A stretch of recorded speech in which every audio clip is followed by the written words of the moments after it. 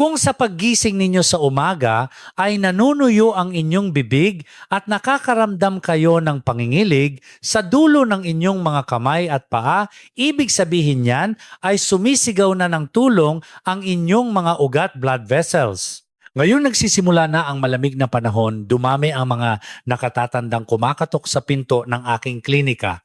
Ang kwentong ibabahagi ko ngayon ay ang totoong karanasan ni Lolo Ricardo, isang 70 anyos na pasyente. Si Lolo Ricardo ay kilala sa kanilang barangay bilang isang taong may malusog at malakas na pangangatawan. Ipinagmamalaki niya na likas na maganda ang kanyang panunaw at ang tanging kaligayahan daw niya ay ang kumain ng mainit na kanin na may kasamang bagoong tuwing umaga at pagkatapos ay timplahin ang 2 sachet ng matamis na 3-in-1 na kape bilang panghimagas. Sa panlabas na anyo mukha siyang walang anumang problema. Ngunit sa loob ng katawan ni Lolo Ricardo, lalo na sa kanyang lapay pancreas at mga ugat, mayroong isang tahimik na paghihirap na nangyayari tuwing umaga. Kaya naman noong nakaraang buwan habang sinusubukang bumangon ni Lolo Ricardo mula sa kanyang higaan, bigla na lang nanghina ang kanyang mga binti at siya ay napaupo. Matapos ang pagsusuri na tuklasan na siya ay nasa maagang yugto na ng mga komplikasyon ng diabetes. Ano ba talaga ang naging problema? Dahil lang ba sa 3-in-1 na kape? Hindi po.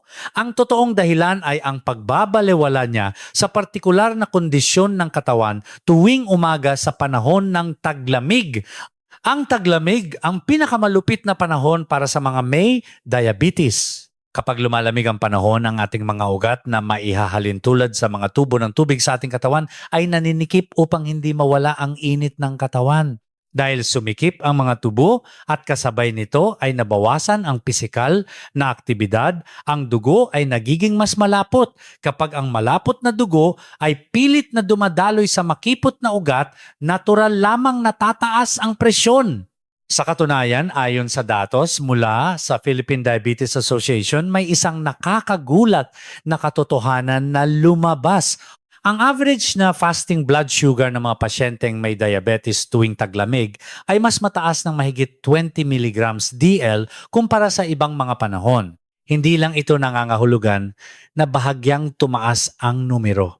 Ito ay isang babala na ang mga pader ng inyong ugat ay nakararanas ng mas matinding presyon at para na kayong mayroong isang time bomb na hindi alam kung kailan sasabog. At ang pinakapanganib na oras ay tuwing umaga habang walang laman ng tiyan. Sa magdamag na pagtulog, hindi tayo nakakainom kahit isang lagok ng tubig kaya tumataas ang lapot ng ating dugo.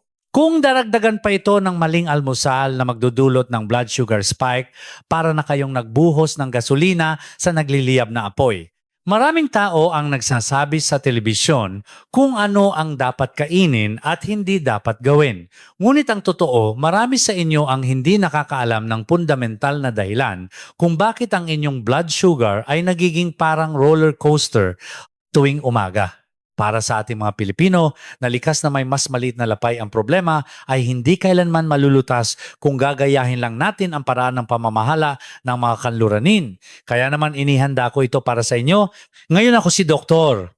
Nathan Gutierrez at ibubunyag ko sa inyo ang aking espesyal na reseta na natutunan ko sa mahigit 20 taong pag-aalaga sa mga pasyente.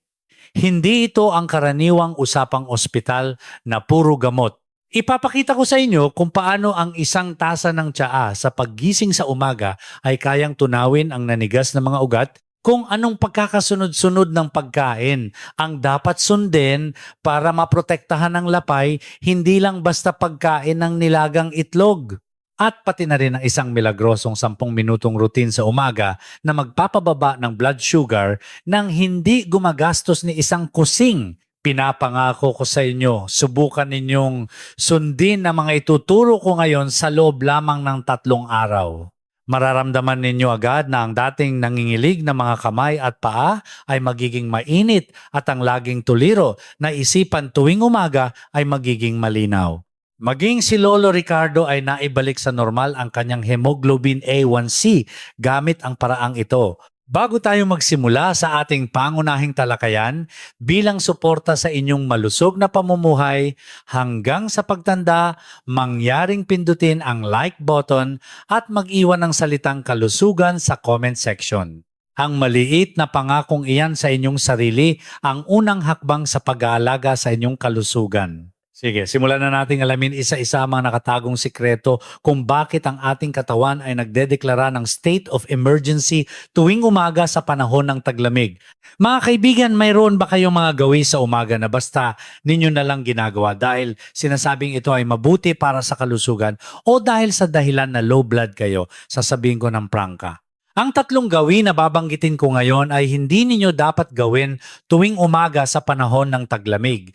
Kung ipagpapatuloy ninyo ito kahit anong galing ng gamot na inumin ninyo, para lang kayong nagpupuno ng tubig sa isang balde na butas, una ang pag-inom ng honey water o 3-in, 1 na kape habang walang laman ang tiyan. Siguro may magtatanong, Doc, hindi ba't? Sabi nila ang isang baso ng mainit na honey water sa umaga ay parang gamot na opo para sa mga bata at malulusog na tao, maaring totoo iyan.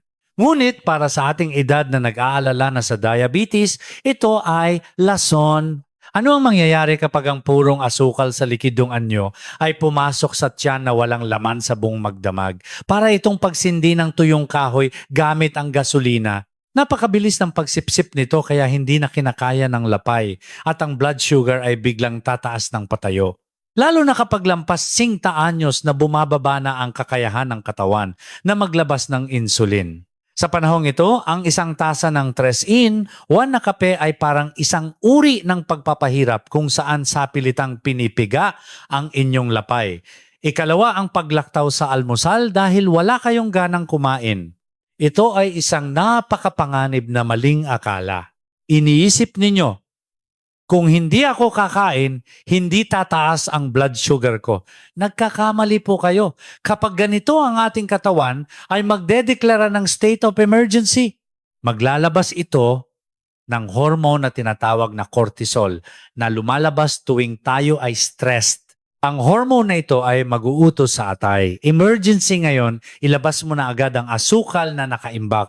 Kaya naman kahit nag-ayuno ka sa umaga, kapag sinukat mo ang iyong blood sugar sa tanghali, mas mataas pa ito.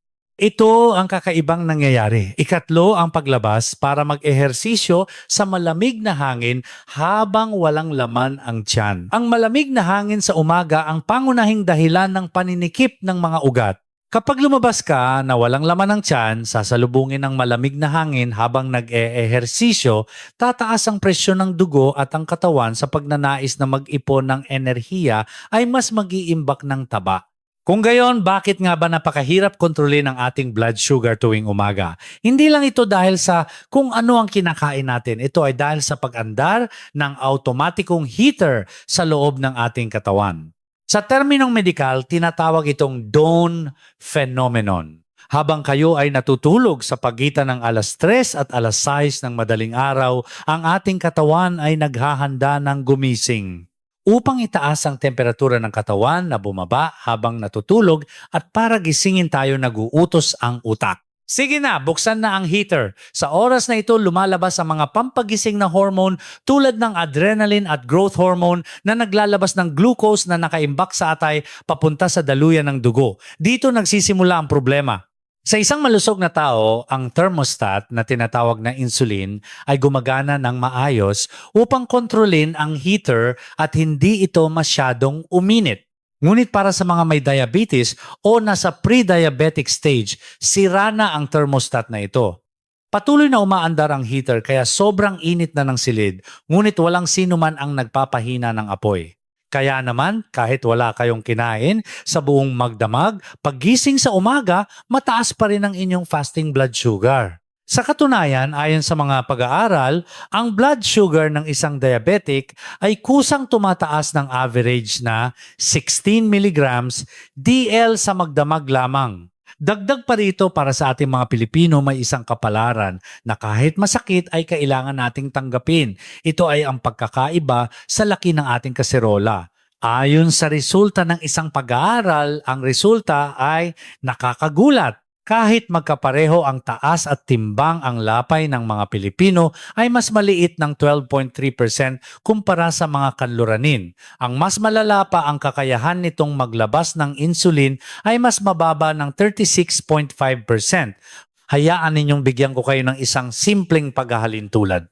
Kung ang lapay ng isang kanluranin ay isang malaking kawa na ginagamit sa pagluto ng bulalo, ang lapay nating mga Pilipino ay isang maliit na kaserola na ginagamit sa pagluto ng sinigang.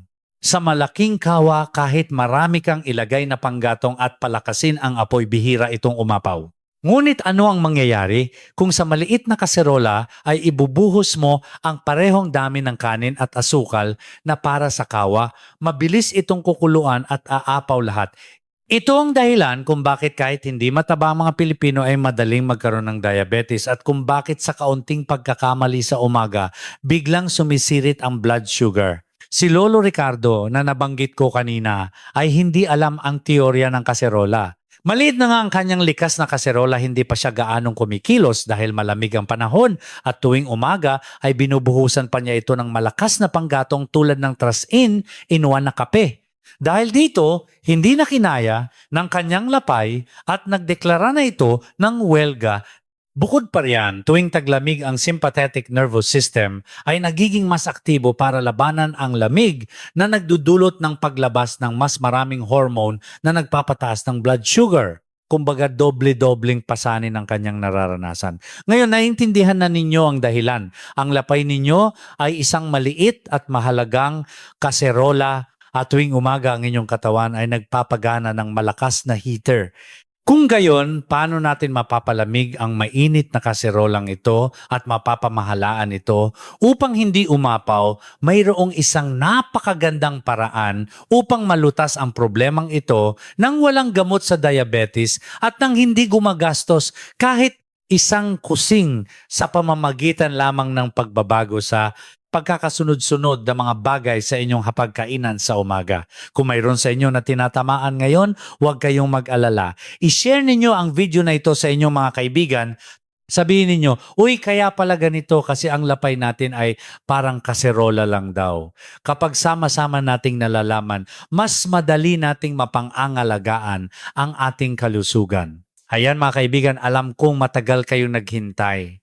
Simula ngayon, ituturo ko na sa inyo ang 3 konkretong solusyon para maprotektahan ang ating maliit at mahalagang kaserolang lapay at mahigpit na makontrol ang fasting blood sugar sa umaga.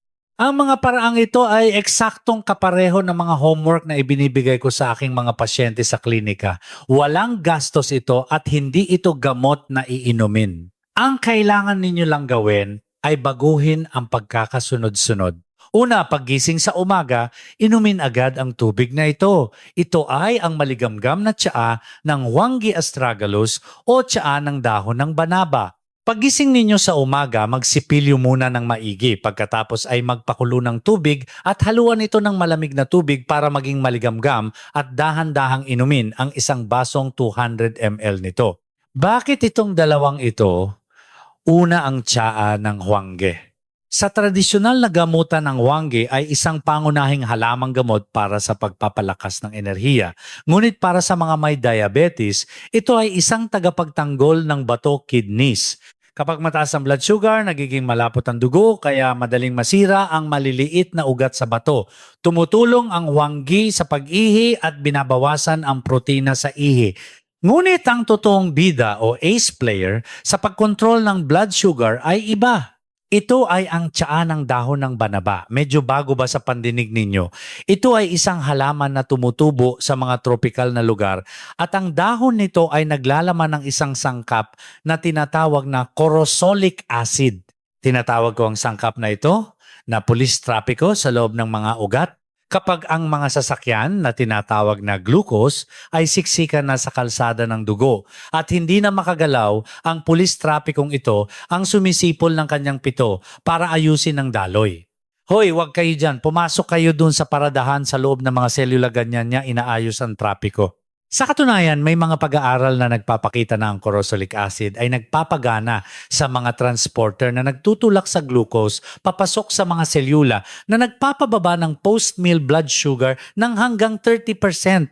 Kaya naman ang bansag dito ay halamang insulin. Ngunit may isang bagay na dapat tandaan. Napakabisa ng tiyan ng banaba kaya kung umiinom na kayo ng gamot para sa diabetes mula sa ospital at uminom kayo ng sobra nito, maaari kayong makaranas ng hypoglycemia, mababang blood sugar. Kaya sa simula, timplahin ito ng matabang, uminom ng isang tasa lang sa isang araw at kapag nasanay na ang katawan sa kaninyo, dahan-dahang dagdagan. Ikalawa, tuwing mag-aalmusal, maglagay ng salaan sa inyong tiyan. Ano itong kalokohang ito? Ang ibig kong sabihin ay baguhin ang pagkakasunod-sunod ng inyong pagkain. Karaniwan, sumusubo tayo ng isang malaking kutsara ng kanin at pagkatapos ay kumukuha ng ulam. Simula ngayon, itigil ninyo na iyan. Unahin palagi ang gulay. Pagkaupo ninyo sa hapagkainan, huwag ninyo munang buksan ang takip ng inyong kanin at unahing kainin ang mga gulay tulad ng letsugas, pipino o kahit anong luto na gulay. Ito ang proseso ng paglalagay ng salaan sa tiyan. Kapag ang mga gulay na mayaman sa dietary fiber ay unang nalatag sa ilalim ng tiyan, nagsisilbi itong parang isang makapal na lambat. Ang mga carbohydrate na susunod na papasok ay masasabit sa lambat na ito, kaya naman ang bilis ng pagtunaw at pagsipsip sa mga ito ay kapansine-pansing babagal. Pagkatapos ng gulay, protina naman. Kumain ng nilagang itlog, tokwa o isda. Kapag pumasok ang protina ang ating katawan ay naglalabas ng hormone na tinatawag na GLP-1. Ang sangkap na mga sikat na gamot para sa pagpapapayat ngayon na laging sold out ay mismong ito. Ang hormone na ito ang nagpapadala ng signal sa utak. Hoy amo, busog ka na! Tama ng kain! At sa huli, doon pa lang kakainin ng kanin!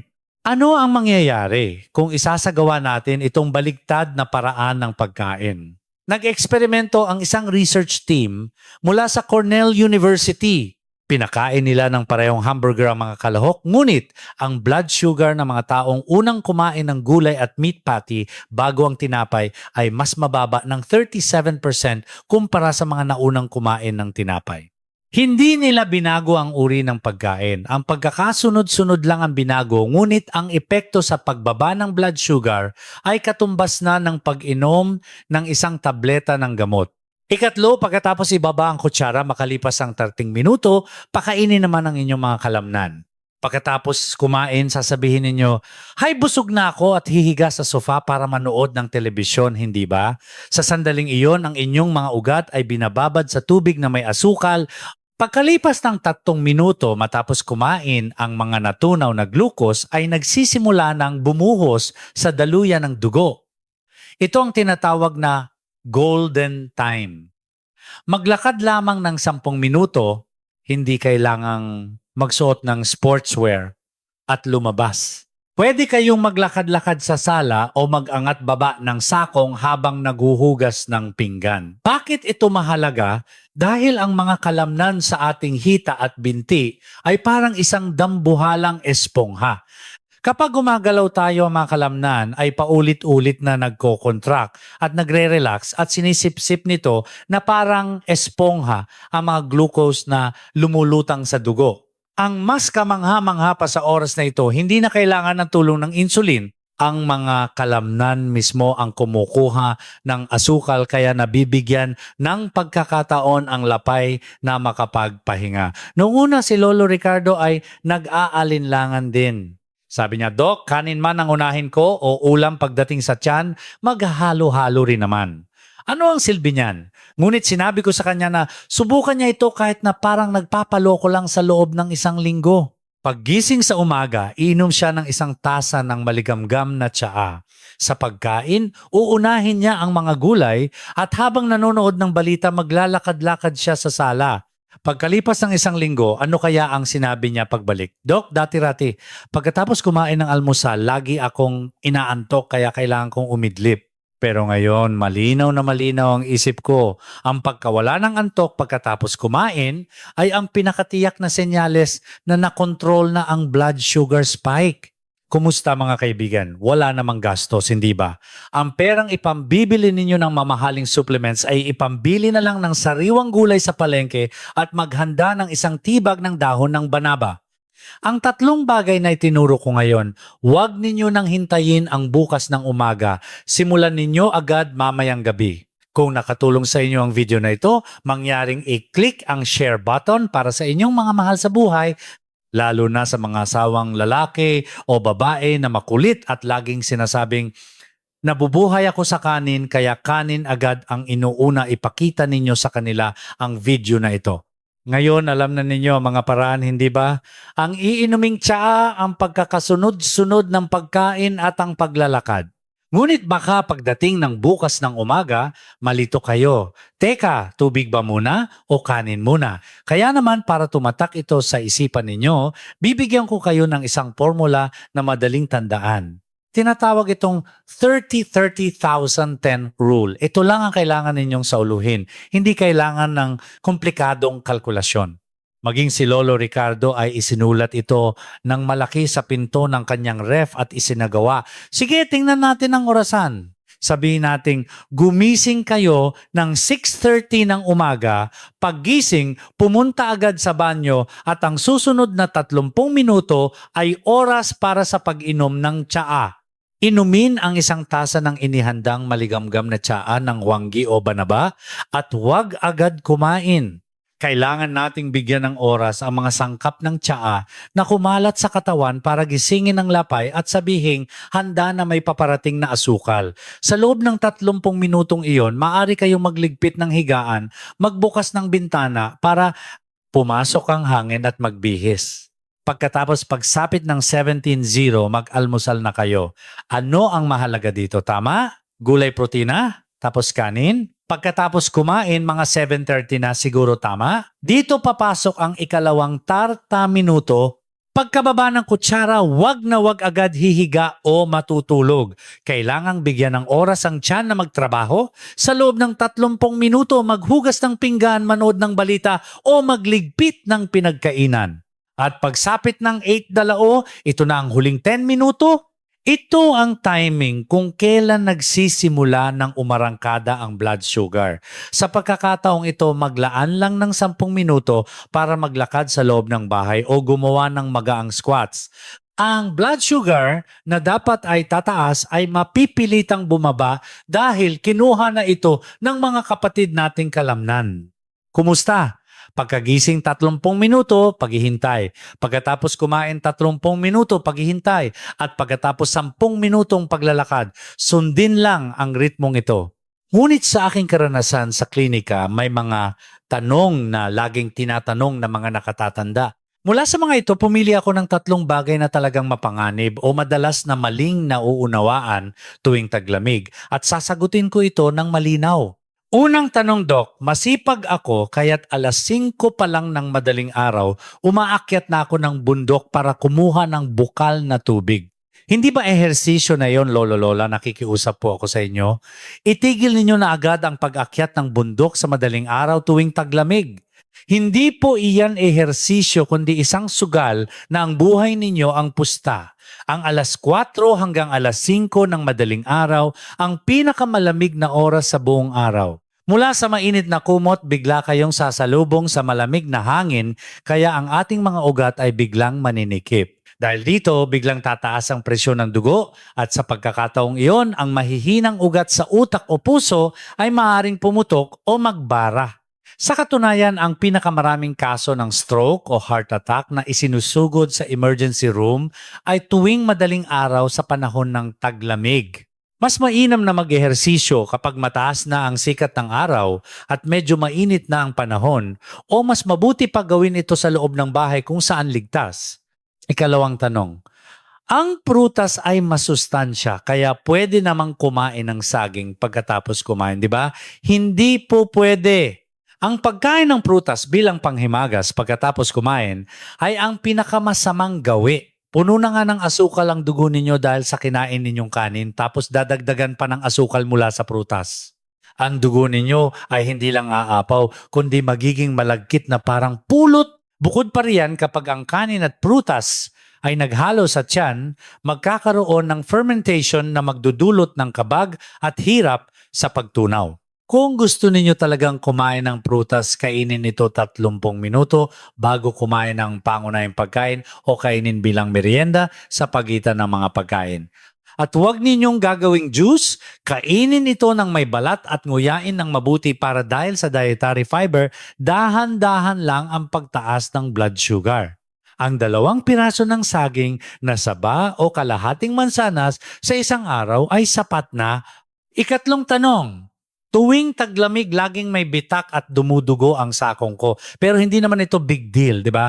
Ito ay isang malaking deal. Para sa mga may diabetes ang mga paa ay dapat alagaan ng higit pa sa mukha. Kapag mataas ang blood sugar, nagiging manhid ang mga peripheral nerve at humihina ang sirkulasyon ng dugo. Kaya kahit masugatan ng paa, hindi ninyo ito mararamdaman. Sa tuyong panahon ng taglamig, kapag nagkaroon ng bitak sa sakong, madaling makapasok ang bakterya doon at magdulot ng impeksyon. Kung mapabayaan, maaari itong mauwi sa diabetic foot ulcer na may napakasamang kahihinatnan.